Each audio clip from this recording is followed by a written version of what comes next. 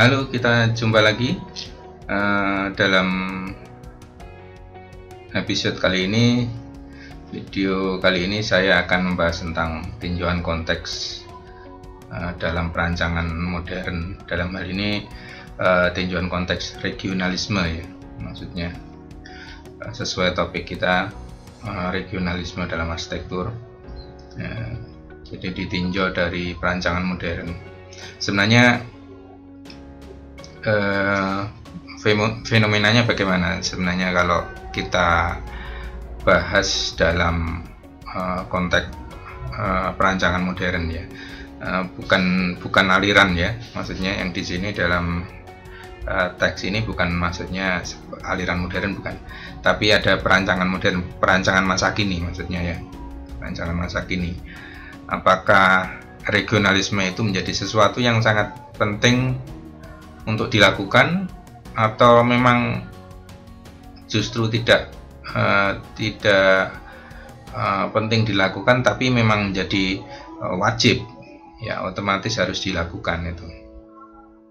Jadi bukan karena sebuah kesadaran, tapi memang itu menjadi sebuah kewajiban, karena pertumbuhan sebuah arsitektur atau karya arsitektur itu sebenarnya kan sangat bergantung pada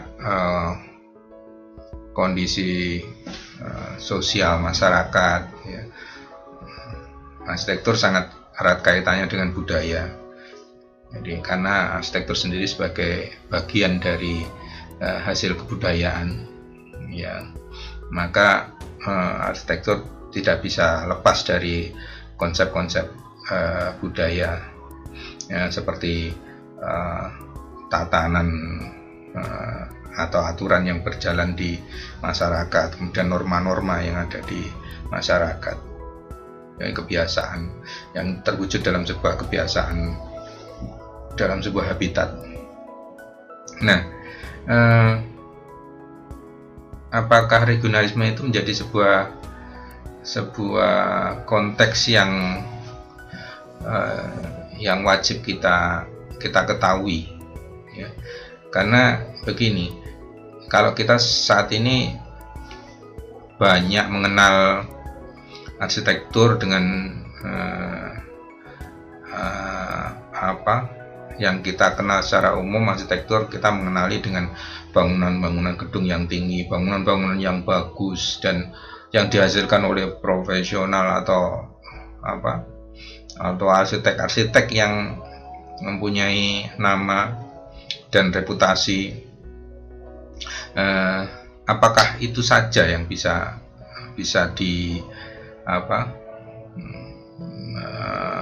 disentuh oleh arsitektur?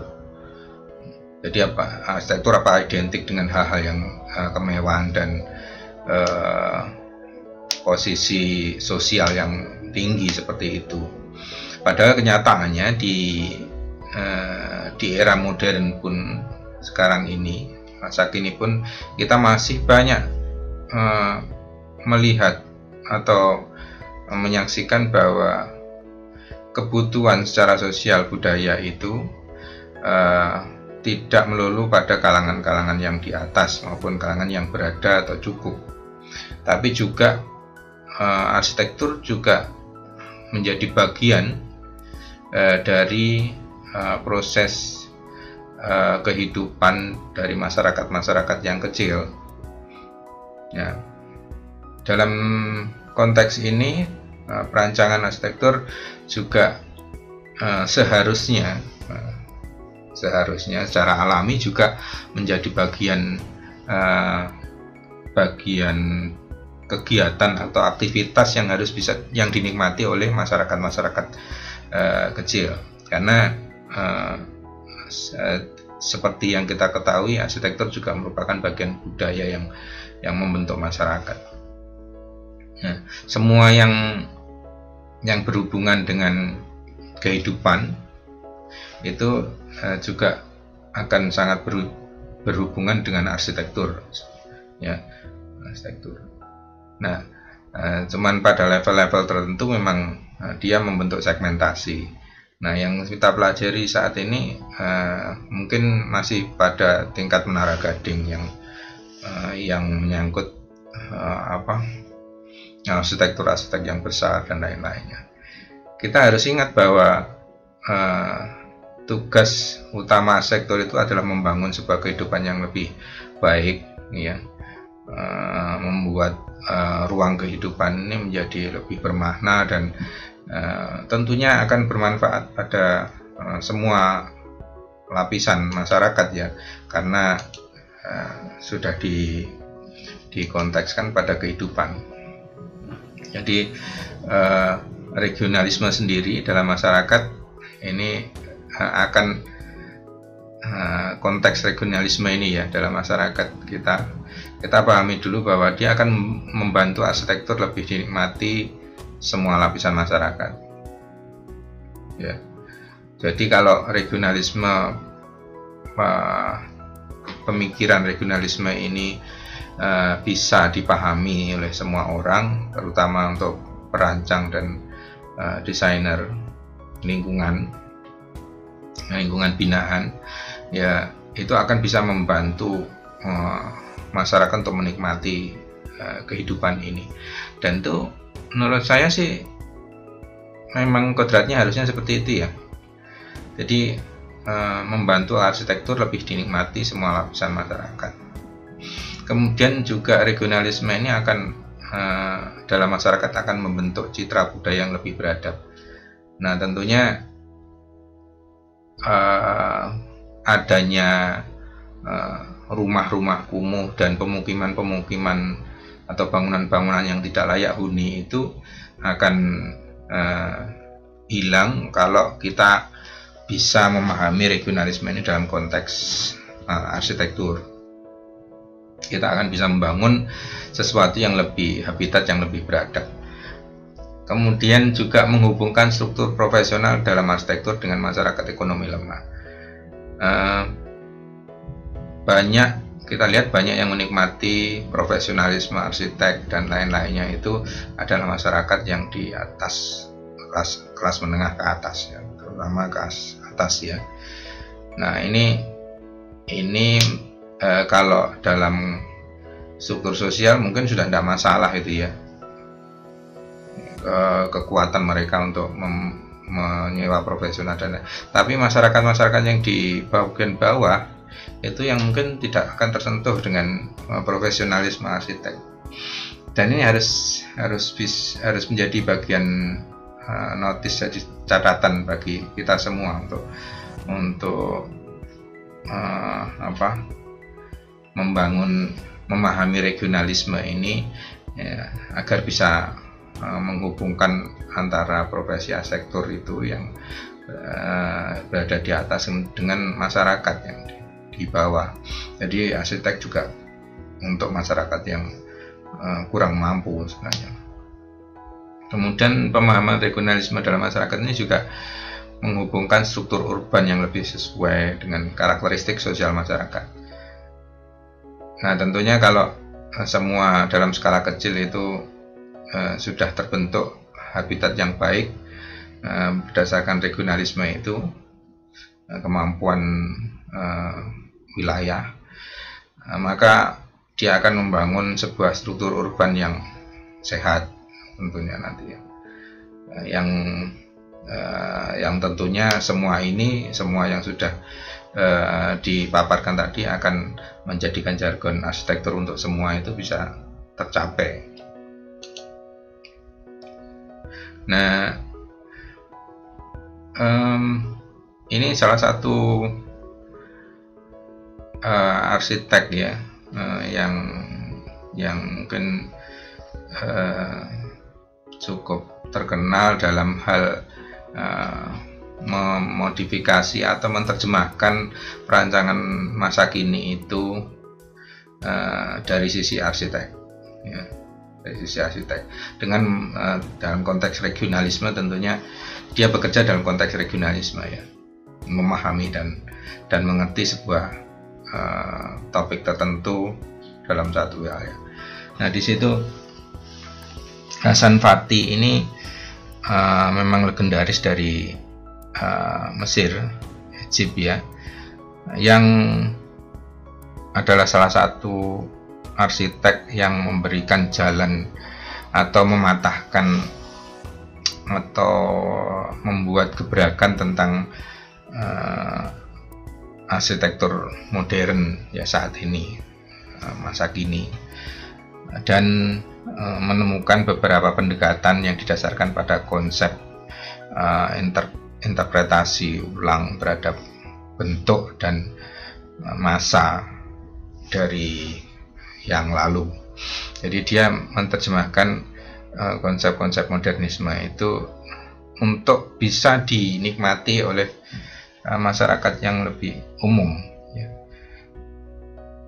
Dia mempunyai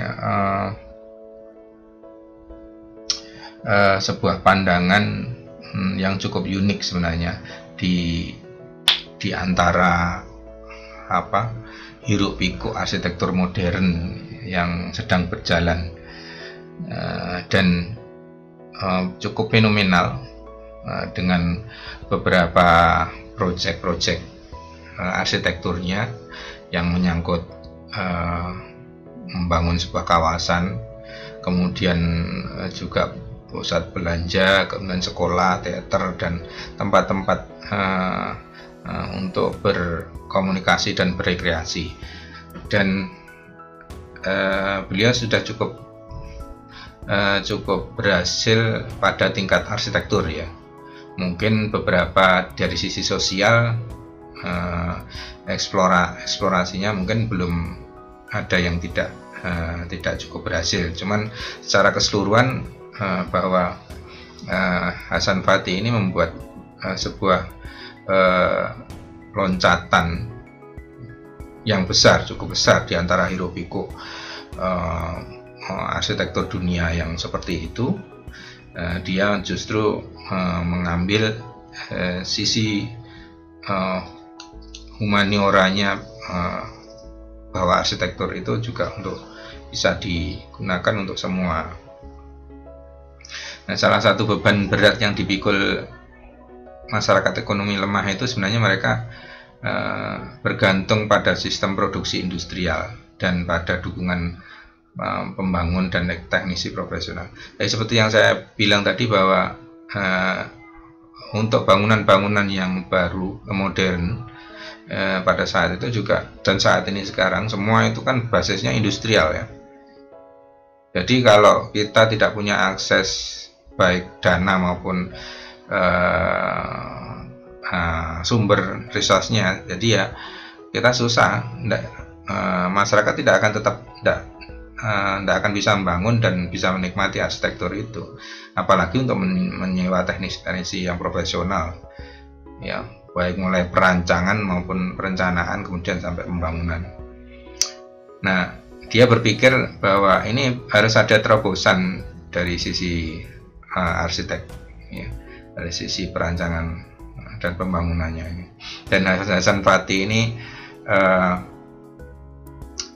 di Mesir merupakan pelopor yang paling penting untuk gerakan kemandirian masyarakat miskin. Dan ini menginspirasi di beberapa tempat ya, termasuk di India ya. Di India itu juga diinspirasi dari beberapa proses berarsitektur dari Hasan Fathy ini. Dan ada di beberapa tempat yang mengangkat masalah regionalisme, karena basisnya Hasan Fathy itu sebenarnya kan regionalisme. Jadi regionalisme dalam masa modern itu seperti apa? Jadi prinsipnya bahwa masyarakat harus bisa mandiri, bisa melakukan berarsitektur ya, berarsitektur dengan kemampuan masing-masing, dengan mengenali habitat mereka sendiri. Jadi mereka bisa membangun sendiri dengan bahan-bahan yang ada di wilayah tersebut ya, di region tersebut, di regional tersebut, sehingga terbentuk sebuah regionalisme yang bisa diwujudkan dalam kehidupan masing-masing. Dan Fatty sendiri menyadari bahwa bangunan beton yang diandalkan arsitektur modern ya pada saat itu, arsitektur modern maksudnya arsitektur yang paling baru ya, arsitektur modern ya, bisa diartikan juga sebenarnya arsitektur aliran modern itu yang terdiri dari kaca, beton, dan pembesian dan lain-lainnya yang cukup mahal, itu tidak bisa diandalkan untuk memenuhi kebutuhan rakyat miskin ya, sehingga dia menyebut itu tidak manusiawi dan mahal dalam konteks ini masyarakat secara luas ya, secara regional di wilayahnya, tentunya di wilayah dia sendiri. Dan ya mungkin di Amerika sebagai tumbuhnya arsitektur modern mereka tidak terlalu masalah dengan itu, tapi di negara-negara yang cukup banyak seperti negara berkembang itu tidak manusiawi. Makanya dia kemudian mengkreasikan bangunan dengan menggunakan campuran bahan-bahan yang ada di sekitarnya dengan mempelajari sifat-sifatnya tentunya untuk membangun sebuah arsitektur ya, arsitektur sehingga terjadi proses regionalisme pada masing-masing wilayah itu sesuai dengan kebutuhannya ya. Jadi bahan yang melimpah yang bisa dimanfaatkan dan mudah diambil, kemudian memenuhi syarat-syarat kemampuan struktur ringan ya, dan juga secara kenyamanan ruang masih bisa ditoleransi, dan secara estetika juga itu relatif bisa dinikmati oleh masyarakat ya, yaitu akan menjadi sebuah sebuah arsitektur yang bisa membumi dan bisa menjadikan ciri dan mewarnai kehidupan masyarakat tersebut. Eksperimen-eksperimen yang dilakukannya ya mungkin seperti yang mirip-mirip dengan beberapa arsitektur tradisional yang ada di kita ya. Banyak arsitektur tradisional kita kan basisnya sebenarnya regionalisme ini ya. Jadi kemampuan dari sebuah tempat untuk mandiri melakukan eksistensi arsitekturnya dengan cara-cara mereka, dengan bahan-bahan mereka, dengan kemampuan teknologi yang dipunyai sebuah wilayah itu. Jadi secara prinsip bahwa regionalisme pada proses perancangan modern itu sebenarnya akan menjadi sebuah titik balik dari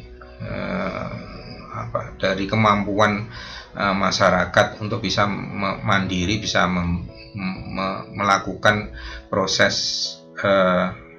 berarsitektur secara universal. Jadi sudah tidak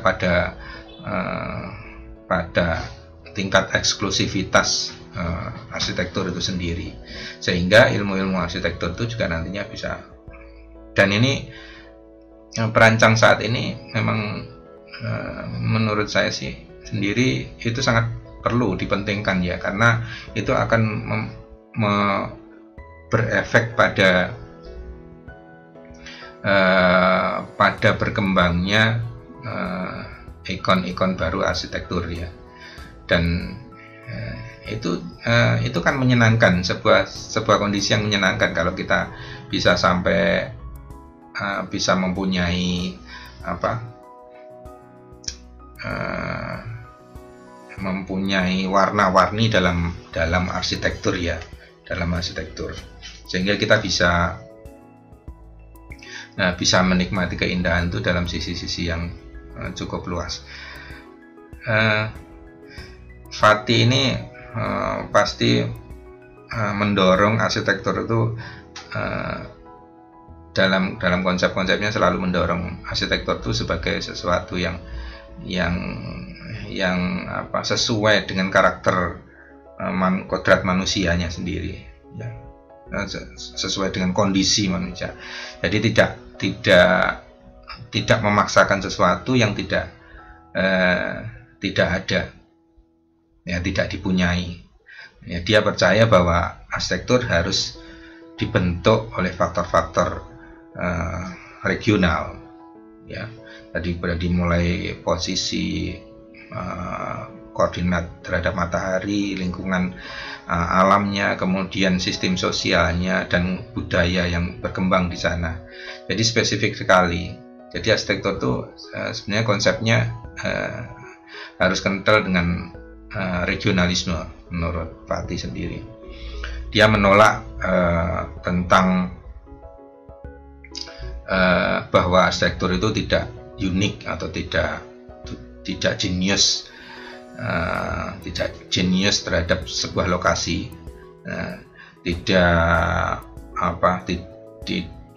tidak sesuai dengan akar budayanya, itu akan dihindari. Ya, tentunya ini berarti menentang konsep-konsep jargon dari arsitektur aliran modern itu, ya. Dia mendorong ekspresi-ekspresi unik terhadap arsitektur masing-masing tempat itu, yang menghargai vernakuler arsitektur yang merupakan hasil dari proses budaya, kebiasaan berkehidupan, ya. Dan dia sangat menentang tentang internasionalisme, globalisme, dan semua yang harus diseragamkan dalam konteks global. Ya, ini ada kalau kita melihat cara dia berpikir, mungkin ya pada prinsipnya bahwa arsitektur itu harus unik, ya, harus berdasarkan tradisi dan tidak pada modernitas yang semu, ya, tapi modernitas itu diartikan bahwa ya arsitektur harus mempunyai ekspresi yang berkarakter dari sebuah komunitas itu, ya. Anda bisa bayangkan bahwa jika semua karya arsitektur di Indonesia itu, arsitektur tradisional itu menjadi sebuah ikon masing-masing, dan mereka mempunyai batas regionalisme dan pemunculan eksistensi masing-masing karyanya, itu betapa kayanya, betapa warna-warninya dan indah sekali itu di seluruh Indonesia ini, ya, kalau kita bisa memanfaatkan itu dengan baik, mulai dari Aceh, kemudian Kalimantan, kemudian Sulawesi, Papua, Jawa, itu surga sebenarnya dari sebuah habitat estetika ruang, kalau menurut kita memahami filosofi dari Hasan Fathi ini. Dan tentunya dia memberikan eksperimen-eksperimen, ada beberapa prinsip yang dianut oleh Hasan Fathi ini. Jadi dia percaya bahwa manusia ada sebagai sumber dari nilai-nilai dalam arsitektur itu. Jadi semua itu didasarkan pada manusia sebagai center, sebagai pusat dari nilai-nilai yang berkembang, yang ditumbuhkan dalam berarsitektur. Jadi kebiasaan, kemudian kemampuan dan estetika masing-masing itu, tingkat estetika masing-masing itu juga didasarkan pada tingkat estetika yang manusia. Kemudian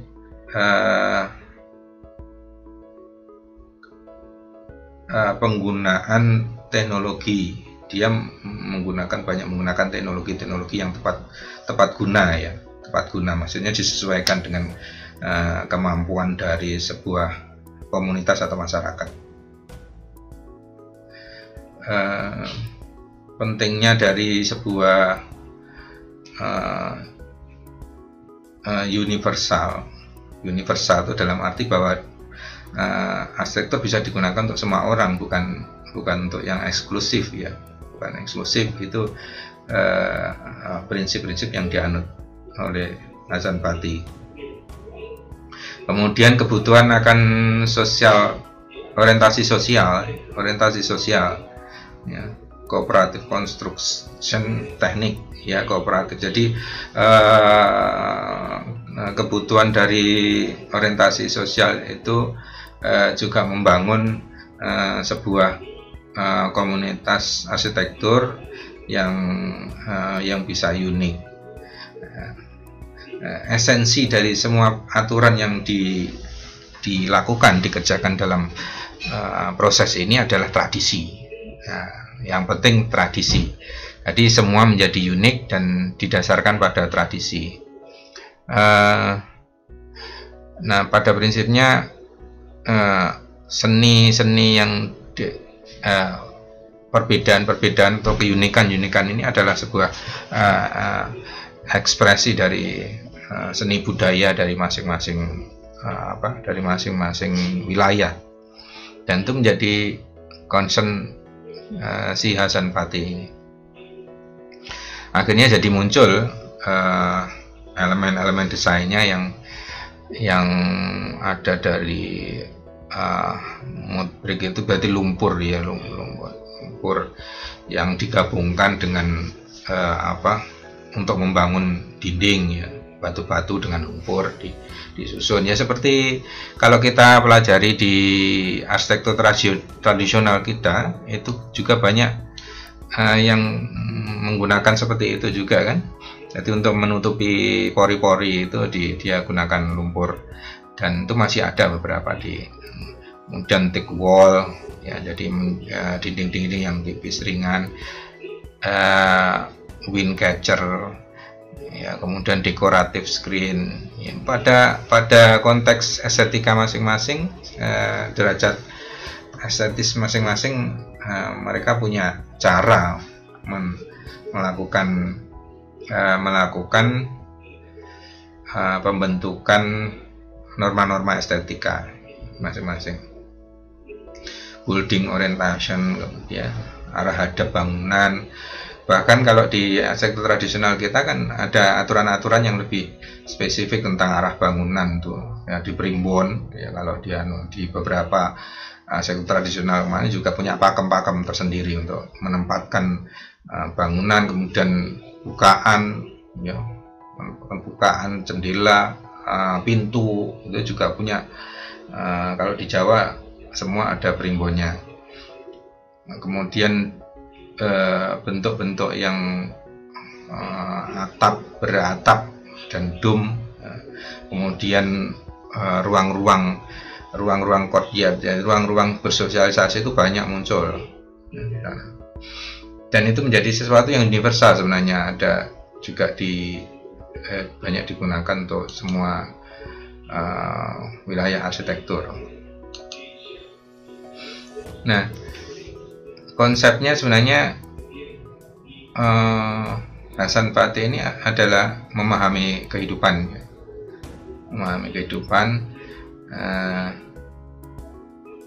Namun begini, pada beberapa proyek yang dia gulirkan di tempat untuk membentuk sebuah komunitas, itu berhasil secara arsitektural, cuman secara sosial masih belum berhasil, karena dengan membuat teknik atau strategi yang membumi dengan bahan-bahan dan cara-cara sesuai kemampuan regionalnya, masyarakat dari sisi sosial mereka masih belum bisa pindah ke tempat yang komunitas arsitektur yang dia kerjakan itu ada di proyeknya Hasan Patti New Gourna itu, untuk membuat sebuah perkampungan atau kawasan perkampungan ya, kawasan komunitas perkampungan yang diharapkan orang yang di sekitar tempat wisata piramid itu pindah ke sana untuk membuat sebuah pemukiman yang lebih teratur, lebih berarsitektur, dan ya ada beberapa aspek yang perlu dipikirkan ulang akhirnya oleh para penerus Hasan Fatih ini. Jadi ada di India ini, dipelopori oleh Balkrishna Doshi ini, memandang bahwa banyak strategi pembentukan dan pemanfaatan ruang yang dapat dipelajari dalam pemukiman kumuh yang sangat padat. Jadi memang India ini jagonya pemukiman yang padat, beberapa tempat itu ya, dan kumuh dulunya. Nah, ini menjadi satu inspirasi yang bisa dicontoh, dan dia membentuk eksperimen dilakukan di sebuah bentuk perkampungan Aranya istilahnya. Jadi ada sebidang tanah yang akan ditargetkan melayani sekitar 60.000 penduduk, ya, 60.000 penduduk. Nah, perkampungan ini dibentuk dengan belajar dari itu tadi, kegagalan Nyugurna itu, bahwa ada sisi-sisi lain yang harus ditampung dalam sebuah proses perancangan modern sebuah pemukiman atau bangunan. Jadi memang ini konteksnya lebih banyak pada skala kawasan ya, kawasan kan. Tapi pada prinsipnya ada nilai-nilai bangunan arsitektur itu yang secara mandiri juga kita pelajari. Di pemukiman padat itu jalan itu bukan hanya sebagai sarana transportasi, tapi juga bersosialisasi, bermain, dan berjualan. Jadi banyak fungsinya, terutama di bagian pemukiman yang padat. Jadi ruang-ruang publik itu jauh lebih banyak digunakan daripada ruang-ruang yang pribadi. Ya, ruang publik itu termasuk di situ jalan dan lain-lainnya itu digunakan ya. Jadi beberapa prinsip yang diterapkan di Aranya ini yang memperbaiki konsepnya Hasan Fatih itu, yaitu vitality, ya, kesesuaian dengan aspirasi penghuninya. Tadi kita mempelajari aspirasi penghuninya untuk membuat sebuah community, human community. Kemudian ada imageability, atau memberikan identitas dan rasa memiliki. Nah, kalau ada rasa memiliki, nanti berarti dia ada partisipasi dari masyarakat itu, yang penghuni lebih merasa homey ya. Kemudian equity, memberikan lingkungan berkualitas dan kesempatan berusaha yang harus setara. Tidak ada segregasi yang cukup lebar, atau pemisahan segmentasi yang terlalu banyak, meskipun ada mungkin sedikit ya, yang biasanya berkembang di komunitas-komunitas kapitalis. Kemudian efisiensi, ya, mengoptimalkan penggunaan sumber daya alam dan manusia untuk pemanfaatan bersama. Jadi proses optimalisasi itu sudah menjadi bagian penting dalam proses kehidupan masyarakat secara umum, dan tentunya lebih-lebih pada masyarakat di kalangan bawah ya. Itu menjadi sangat krusial dan penting sekali. Flexibility, luas beradaptasi terhadap pertumbuhan. Jadi kalau membuat bangunan, rumah, atau komunitas itu sebisa mungkin dalam konsep rumah tumbuh. Jadi mulai sesuai dengan kemampuan saat itu, real time yang sedang dihadapi. Kalau kemampuannya masih kecil ya segitu, nanti kalau sudah mempunyai rezeki dan besar, itu rumah itu bisa menjadi lebih besar atau ditambahkan sesuai dengan kebutuhan. Ya, kebutuhan penikmatan yang mungkin sudah beranjak naik ya bertambah. Kemudian visibility, memiliki dukungan legal, organisasi dan keuangan. Nah, ini konsep-konsep ini sebenarnya banyak ditumbuhkan atau disebut dalam konsep partisipatori masyarakat ya. Jadi masyarakat menjadi sebuah bagian partisipan yang penting dalam membuat komunitas atau sebuah kelompok habitat. Itu menjadi konsep yang sangat penting untuk membentuk sebuah konteks regionalisme ini. Jadi ini seperti beberapa bagian ini sudah dirancang secara pasti, secara rigid, dan juga diberikan kemungkinan-kemungkinan berdasarkan prinsip-prinsip tadi, ya, prinsip-prinsip yang partisipatori tadi. Jadi tatanan ini sangat fleksibel. Beberapa sudah ditentukan yang untuk konsep kebersamaan, dan beberapa perangkat komponen-komponen itu seperti rumah dan lainnya bisa fleksibel, ya, mempunyai fleksibilitas tinggi, dan ini lebih berhasil daripada yang sebelumnya.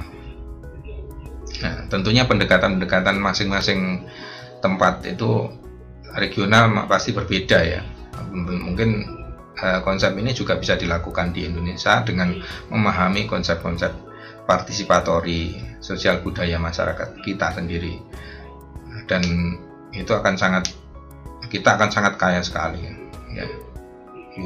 Keunikannya banyak di tempat-tempat dengan budaya yang berbeda, tentunya pemahamannya juga berbeda, partisipatorinya juga sangat berbeda, dan itu butuh sebuah pendekatan dari seorang perancang ya, seperti yang digambarkan bahwa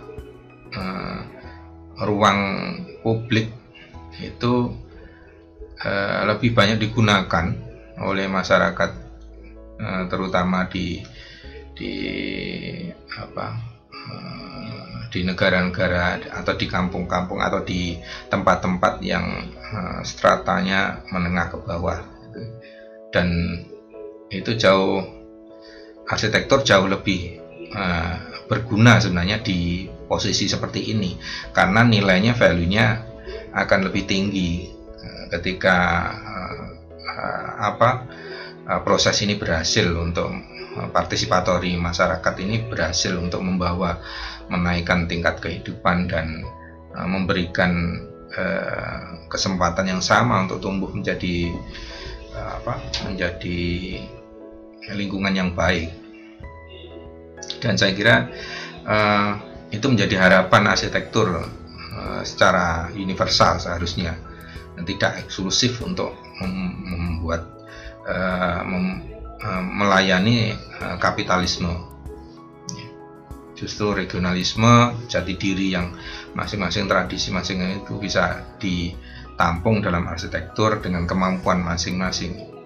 Jadi kalau kita lihat bahwa jalan fasilitas umum itu di daerah-daerah seperti ini lebih banyak digunakan, jalan pun juga dipakai untuk nongkrong, bisa dipakai untuk transportasi, ya, untuk lewat, untuk bermain dan lain-lainnya.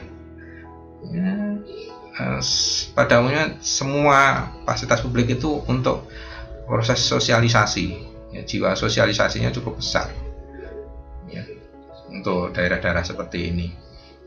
Jadi mengurangi individualitas, dan itu bagus sebenarnya ya, bagus sekali.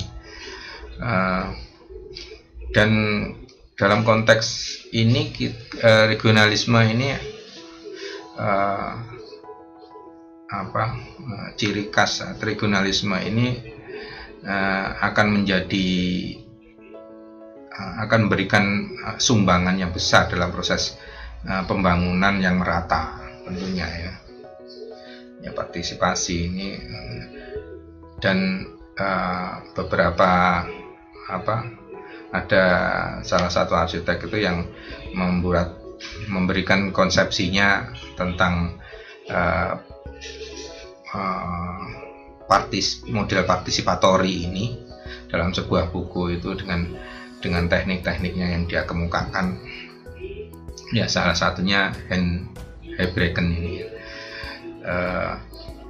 Ya, ada bagian-bagian tertentu yang memang dirancang untuk permanen. Nah, ada bagian-bagian tertentu yang dirancang untuk sifatnya bisa berubah. Ya, infill istilahnya, infill di sana ya digunakan. Infill oleh pengguna, jadi berubah oleh pengguna. Tapi struktur-struktur tertentu yang rigid itu diatur oleh profesional. Ya, profesional bisa menyangkut pada arsitek atau lembaga-lembaga tertentu. Nah, ini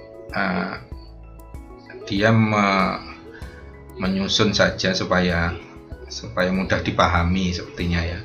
Tapi prinsipnya begini, prinsipnya bahwa arsitektur itu harusnya partisipatori modelnya ya. Arsitektur itu bukan menjadi mercusuar atau menara gading atau sebuah proses eksklusivitas yang berlaku hanya untuk sebuah komunitas kecil, tapi berlaku untuk semuanya. Ya, berlaku untuk semuanya, baik masyarakat yang kurang mampu maupun masyarakat yang mampu. Dan itu menjadi impian arsitektur yang universal ya, menurut beberapa ini. Jadi kesimpulannya bahwa regionalisme dalam perancangan modern ini masih sangat dibutuhkan, dan mungkin malah justru diperlukan di antara hiruk-pikuk globalisasi yang cukup semarak dan itu cukup membingungkan dan menghilangkan identitas masing-masing orang. Jadi sekarang kalau kita lihat saja bahwa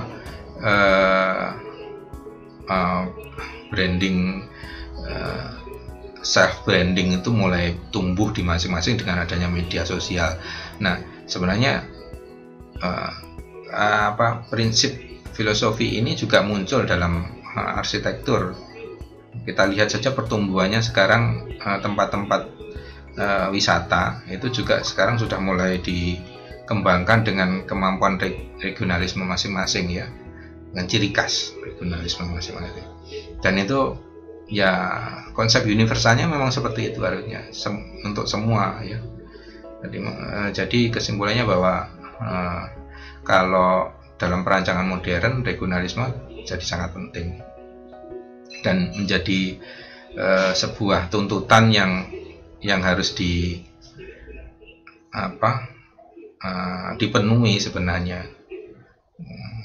Kita tidak bisa hidup dalam sebuah keseragaman yang dianut oleh internasionalisme atau globalisme dan lain-lain. Justru kemampuan regionalisme ini yang bisa mengangkat semua secara bersama-sama dan tumbuh bersama dan membangun sebuah komunitas dunia yang baik dan beradab secara bersamaan, menghindari ketimpangan-ketimpangan yang tidak berguna, yang akan menghasilkan sebuah kekacauan sebenarnya, yang crowded. Ya. Jadi baik kekacauan secara sosial itu munculnya dari ketimpangan-ketimpangan seperti ini. Oke, itu untuk kuliah hari ini tentang tinjauan konteks dalam perancangan modern, ya, regionalisme dalam tinjauan konteks dalam perancangan modern. Nah, mungkin Anda punya pendapat dan pertanyaan lain, silakan komen di tempat yang sudah disediakan, atau bagi yang ikut dalam kelas learning, boleh Anda membuat sebuah topik berdiskusi di sana dalam forum diskusi. Terima kasih telah menonton video ini, dan semoga saja bermanfaat untuk Anda semua bagi perancang dan desainer untuk mempertimbangkan universalitas tentang peranan arsitektur ini dalam konsep regionalisme dan perancangan modern. See you.